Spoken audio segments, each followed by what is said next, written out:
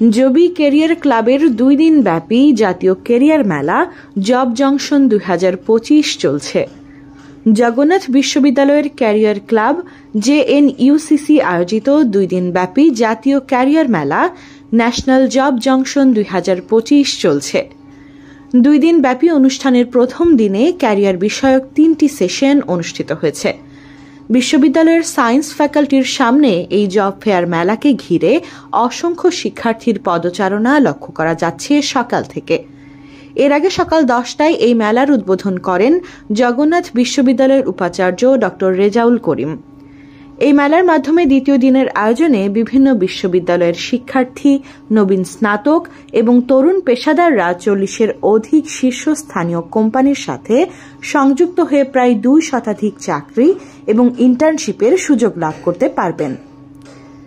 Nisha Tanjum, desk report, education Times.